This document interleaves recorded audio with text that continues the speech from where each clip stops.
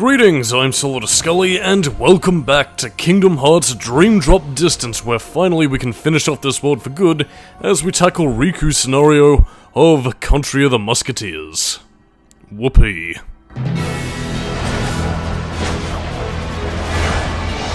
Ready, set, dive! Yeah! So anyway, now we have our second boss fight against a squid thing. Anyway, this is perhaps the second point. Perhaps? No, this is the second point where I die, well and truly, in Dream Drop Distance, as opposed to, the previous one where it was basically a failure state of, nah mate, I'm afraid you lose. Nah mate.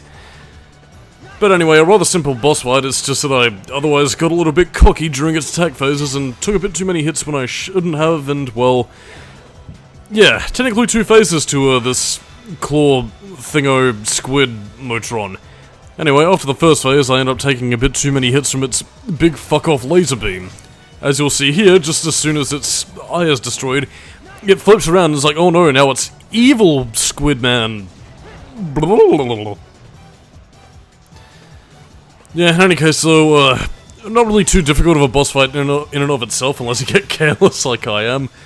Again, its second phase does obviously have a few more attack patterns, so that's kind of balls, but yeah, either way though, just keep it sleazy, stay freaky, and just don't get overconfident, because otherwise, well, you'll be screwed.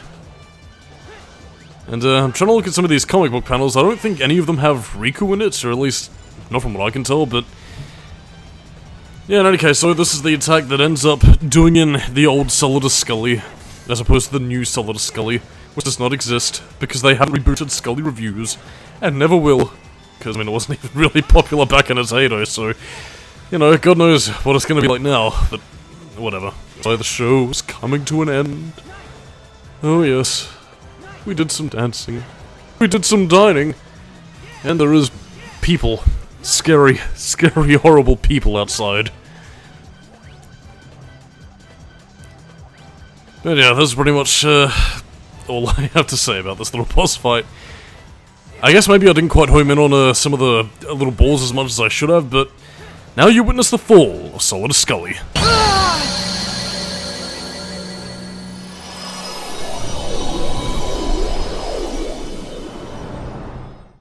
Here we go. The end of whatever the fuck this thing is. But yeah, that's pretty much what happens if you get killed during the death sequence. You pretty much get a game over sequence and then you just have to do the whole thing again. Anyway, now that that's out of the way, quite surprised I got a decent enough ranking as I did. I thought I would have gotten the bronze immediately for dying, but I don't know, I guess maybe time and, what prizes you collect do make a difference in terms of the whole score threshold.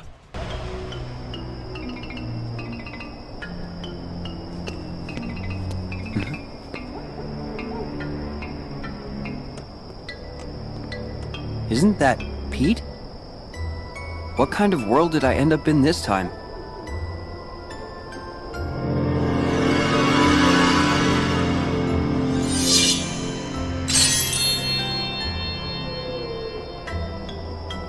Well, one thing's for sure. That guy adds up to trouble in any world. Indeed. So, as you can no doubt tell, obviously given the fact that, we have at least seen a hint of Riku's presence in Sora's story, yeah, Riku doesn't really have much to explore, but he's really only here to have a day at the opera, see a theatre play, get a little bit more culture, ride around on a horse, whatever, as this music entails. Yeah, as you can no doubt tell, compared to last time, I also don't really have much to say in terms of the Country of Musketeers, or anything else, so, yeah, back to the off-topic topics, I guess. Anybody have any memories of watching, like, theatre or stage plays in their lives? I mean, I can't really say I'm one for theatre, it's just not really been my shindig, though. The only one I really remember going to was, like, an adaptation of a... I have no idea why they decided to take us there during, like, the fucking primary school years, since, that's the obvious age where kids wouldn't really be interested in that. Unless, of course, they wanted to grow up and become actors or whatever, but yeah. My one memory about going to the theatre is seeing an adaptation of, like, a very esoteric, like, a spiritualist novel kind of thing. And the only thing I really remember about that was sort of critiquing it by saying, hang on a minute, this bizarre narrator, the spirit, wasn't in the original book. Yes, this adaptation is rather paltry, I'd say. Yes, rather... And this is me trying to see if there's another anime boobs over there. Which clearly shows that, two things really. The first of which is that I really wasn't into theatre, and the second of which being is that even back before Skully Reviews existed, I was in fact doing a Skully Reviews of the theatre. Oh, how the mighty have fallen. First I used to do it on theatre plays, going, yes, rather, this adaptation of Shakespeare's The Tempest is rather paltry. Yes, love labour's lost. It is not, my darling. A negative review, I shall leave. And yeah, I'll also be showing off some of the more Wonder Comic stuff with some of the attacks that are also shared by Sora. So again, with Donald, you pretty much get a boxing glove that punches people out. And with Goofy, you get, well, I guess what's meant to be an adaptation of some of his attacks with the Goofy Tornado.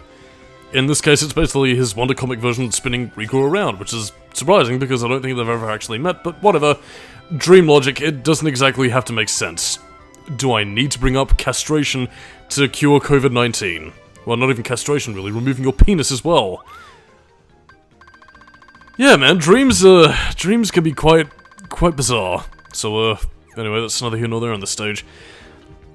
To sort of compare and contrast what we will be seeing with Riku, on the other hand, is that, well, again, as I mentioned beforehand, yeah, Riku takes the behind-the-scenes setting of, well, you know, the country of the Musketeers, so he goes behind the stage trots, whereas Sora was mainly dealing with, you know, everything on the surface, and, you know, attending a show and seeing, you know, our fellow Musketeers take on Captain Pete and his Beagle Boy bandits.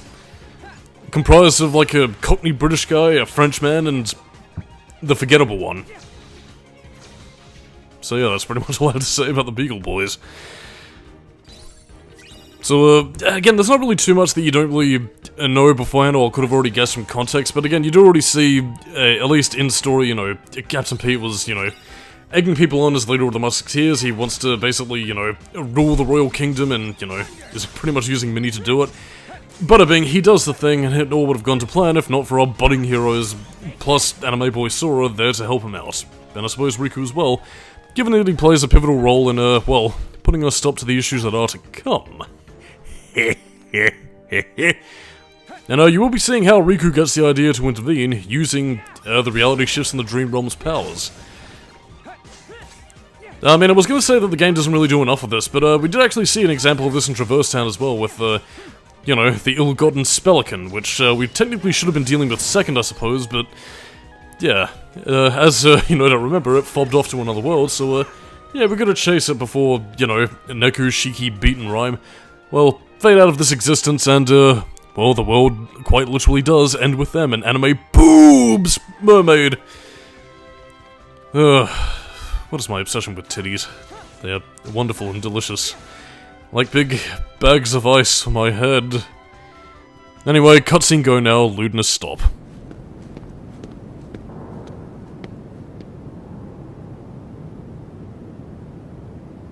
What's all this for?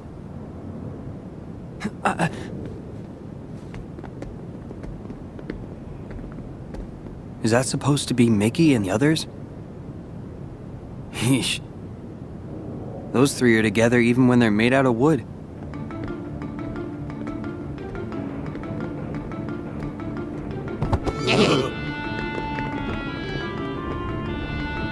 Pete.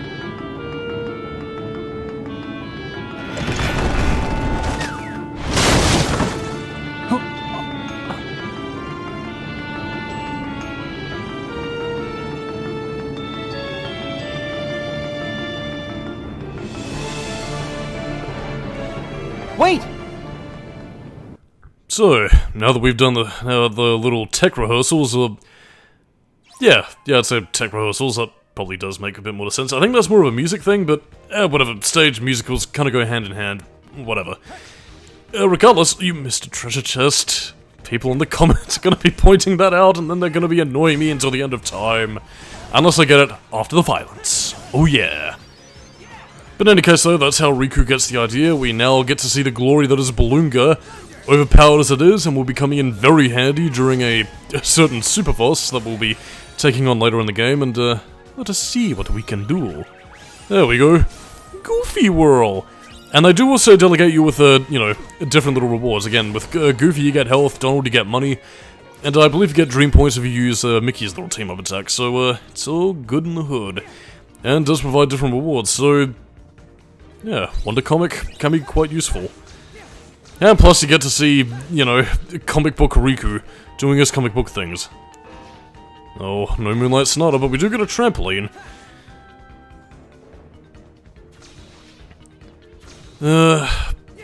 Actually, here's something that probably could have been quite interesting to include.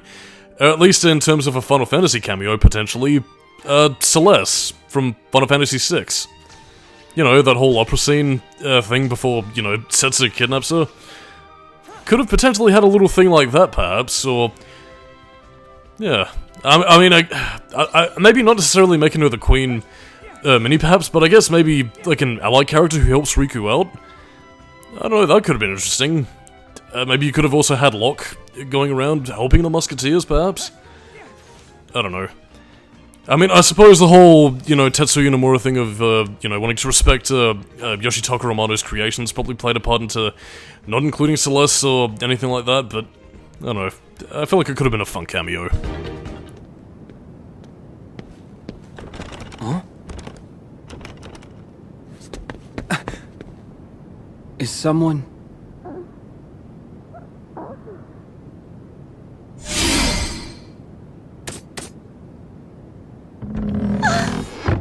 Minnie!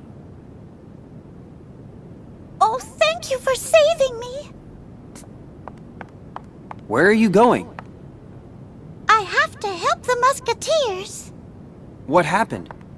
Tell me what I can do. Who are you? Riku. Mickey's my friend. Oh, Riku, the stage has been rigged with a machine to lure Mickey and the others into a terrible trap. If we could only find something to control the device from here.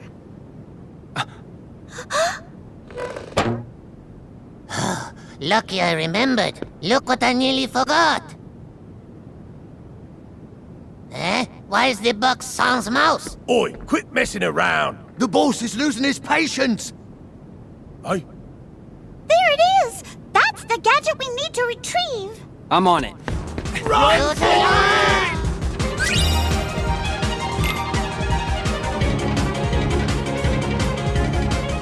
Release me! This instant! Actually, it's time to say bon journey, your royal highness. Captain Pete, what is the meaning of this? Oh, don't you lose any sleep over it, princess. I'm just gonna seize the throne and rule happily ever after. After you name me king, that is. What? I most certainly would never agree to that! Bien sûr. And that's why the real you won't be the one doing the naming. I got myself another stooge to take the stage. All you gotta do is keep your royal mouth nice and shut. A double? Mickey and the Musketeers will stop you! Oh, never you fear, princess. Those chowderheads will be out of the picture real soon. So, how are we looking, boys? Aye, okay, boss. Test run's done. We'll flatten them like crepes. Good. Now, you must hold on to that thing no matter what. If you don't mind, your highness, we have a seat reservated for you backstage. It's gonna be curtains soon. Curtains, I love it.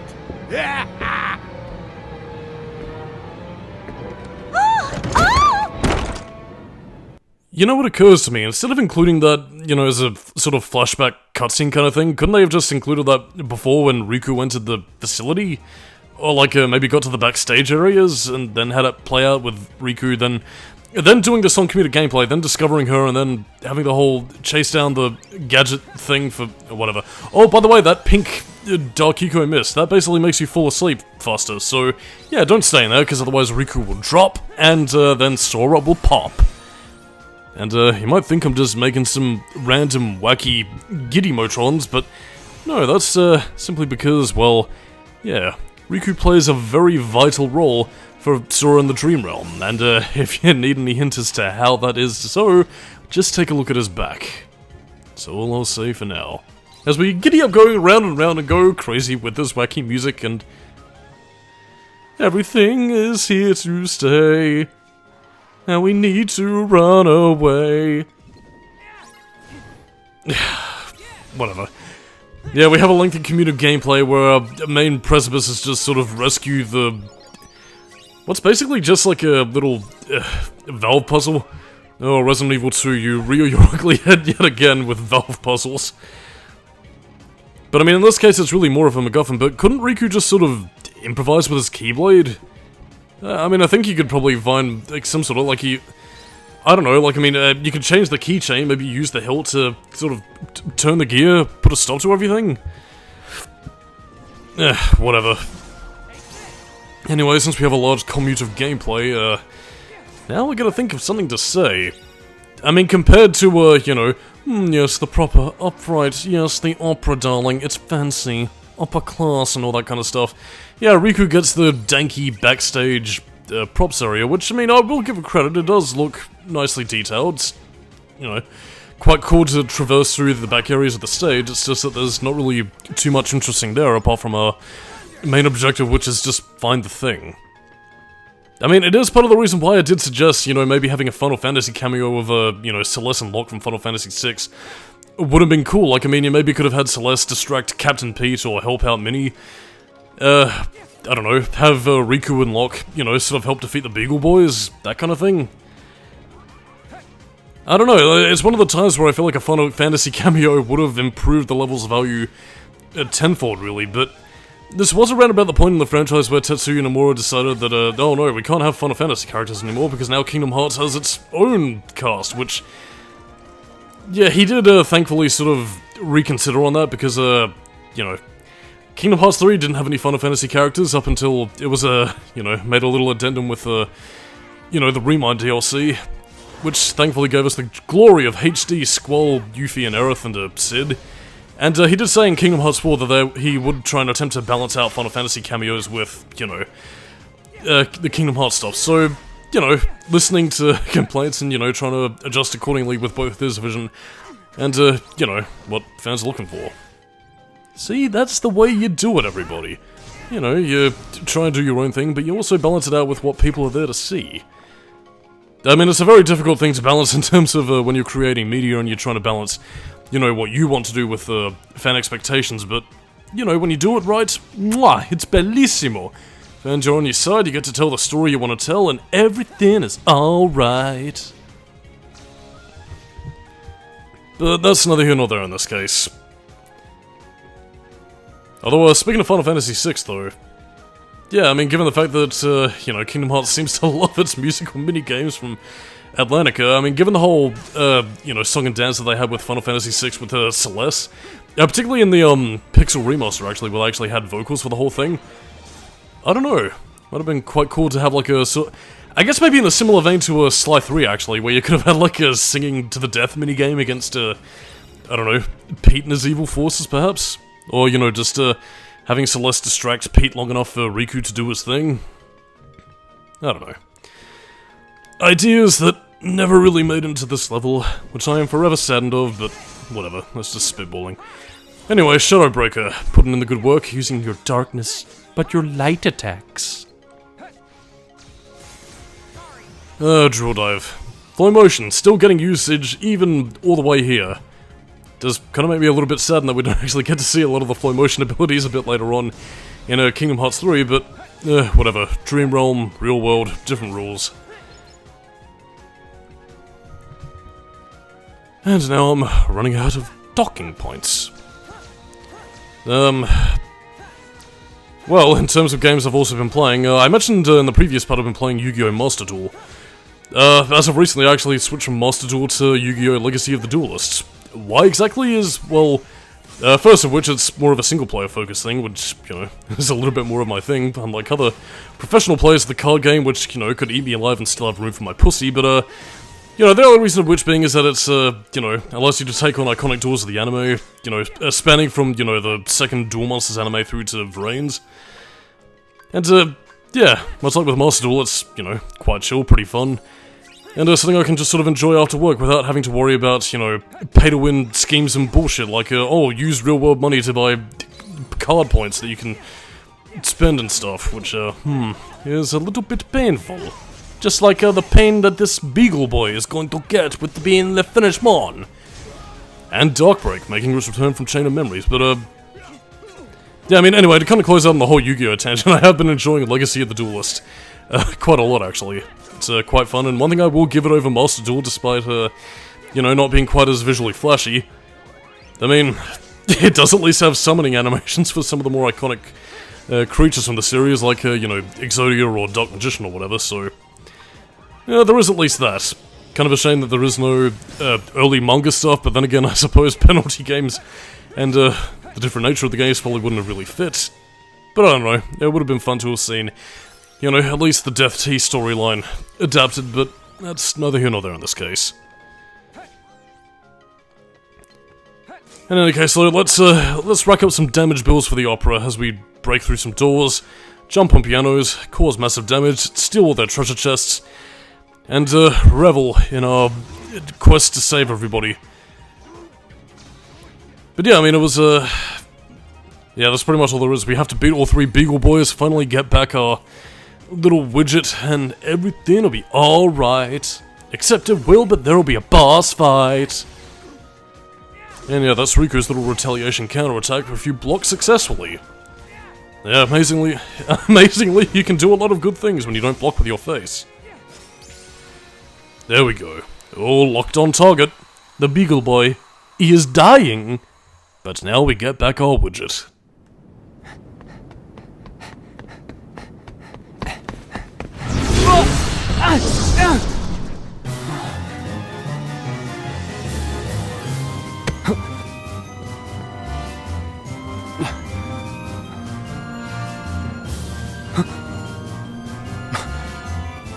They just never want to make this easy, do they? Holy moly! It's a giant moly! Yeah, I got nothing for this creature. It's basically a behemoth boss fight in the same vein as Fucko Monkey Wargoyle, except it also has like that sort of fuck you I can teleport sort of ability, so yeah, you'll just do a heap of damage, it'll try and pretty much puncture you down with its little snozzle peppering abilities. Then it'll teleport somewhere else, you gotta chase it down, bada bing, you do the thing. It's an okay boss fight, it's just not particularly all that interesting apart from its desire to teleport away like a fucking puss.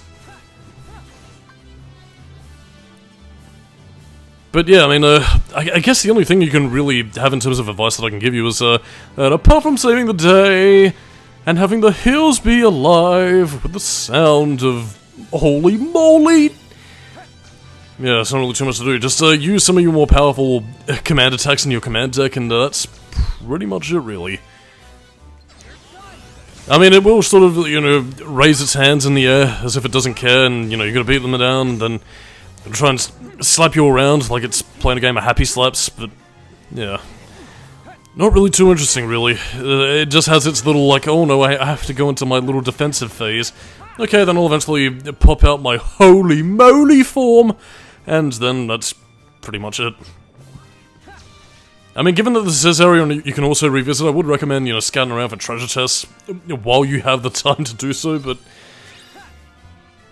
yeah, I mean, the fact that you can also spend your time doing this as opposed to, you know, buggering about trying to stop the boss fight is a bit indicative of as to how, I'm not going to say it's an afterthought of holy moly, but yeah, needless to say, it just leaves you saying, holy moly, this boss fight is sort of seeming like one that the developers thought up over lunch and thought, oh, that's enough thinking for one day, time for dinner.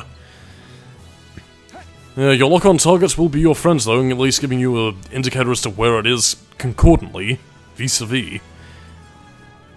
The sound of music. Ooh, Dream Candy! Yeah, I guess I might as well talk about the Dream Candy while I still have it, and I know I'm quite late in mentioning this. But yeah, Dream Candy also has different, you know, stat bars and effects for your Dream Eaters, like, you know, you get stuff like block at chocolate or, you know, stamina shields or whatever, and that basically improves their defense, their health, you know, their attack power, stuff like that, so yeah, you do get different food to feed your Dream Eaters, and, you know, you can feed your Dream Eaters, raise them up, and, basically make them the best Dream Eaters you can be, and, take care of them. Because they're little buddies, and you gotta take care of your little buddies. But now we've defeated the boss fight, so now I don't have to give a shit. Riku, hurry! The machine!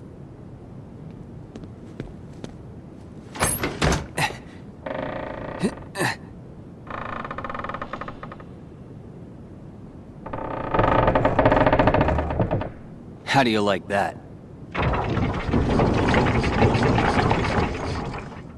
What? Impossible. Looks like I was right in the nick of time.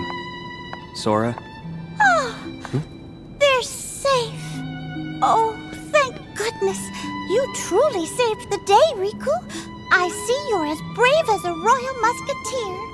Musketeer? What is that anyway? Huh?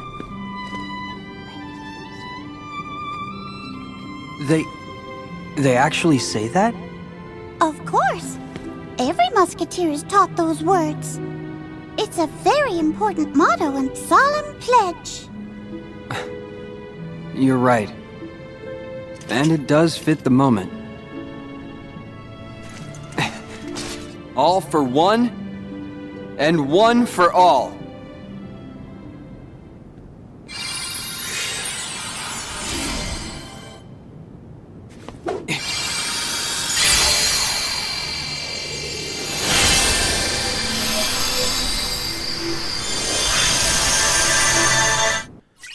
And so, that's the end of that chapter. Don't worry, in the next world I will have a lot more to say that's relevant to what's going on.